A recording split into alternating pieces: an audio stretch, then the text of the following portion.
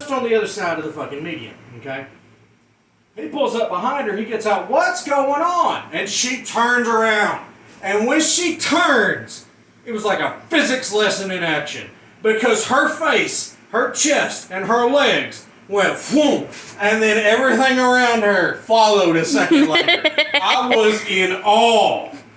It was like one of those cool little science experiments where you like put a ball on a short rope and then put a ball on a long rope and start them at the same speed, but the little one goes faster and the big one lags behind, because it was, well, let me tell you, this bitch moved.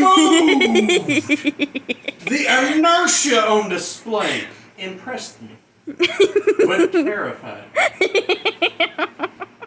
She wheels on the Homeowners Association president, and she starts stomping, and she's yen, the whole fucking time. And what's going on? And she's accusing me of taking her dog, reaching in her car, stealing her dog, refusing to give it back. And I hear the passenger door of the Escalade open and close. And what comes around the corner of the Escalade made me laugh. Internally, of course, because I'm a professional to a limit. This scrawny black man was about yay tall. And 80 pounds soaking wet. He looked like he survived the Holocaust. He was that fucking thin. I could see the joints in his elbows. It's fucking tiny. Keep in mind, big bitch. He didn't fuck her. She used him as a goddamn dildo. Okay? She just stuck it in a fold and hoped. That's my working theory. Anyhow. He says, honey, shut up. Everyone, I apologize. My wife's a bitch. Oh. And she wheels on him and starts going. He said, no. I don't even want it. And they're going back and forth and back and forth and back and forth. And I'm just kind of backing up to the door of the shack. And I leave. And I'm watching. Because with the day I'd had, this shit's better than reality TV. And I'm watching. And then the Homeowners Association president walks up. Would you like to do something about this? I'm not armed, and to take that down, I'm going to need an elephant gun. And the bitch wheels on me. You motherfucker! The husband is dying. The president is trying not to laugh.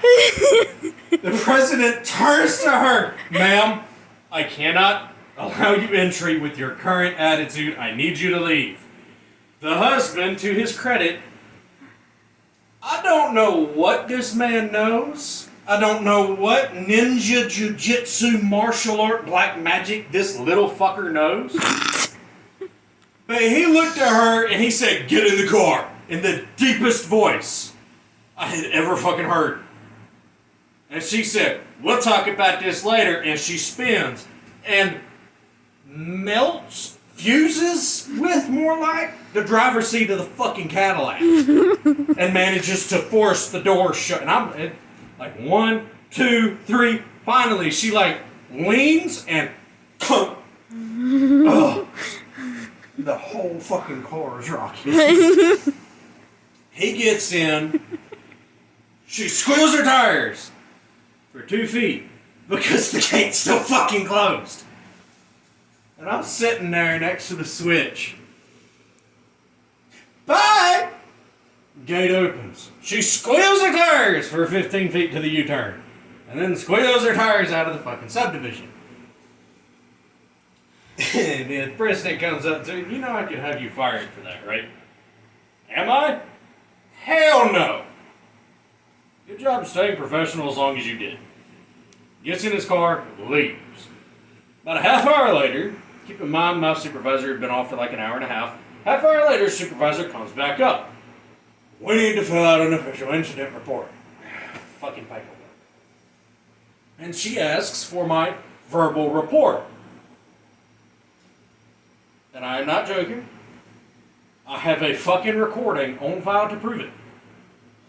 A hippopotamus spit a Yorkie at me, attacked me, and a Holocaust survivor saved me. That's my official verbal report. Now, of course, I wrote up a paper report with what actually fucking occurred because I am professional to a limit. So yeah, that's been my fucking day. Ah, yes. The excitement of reality TV come to life. Please touch me.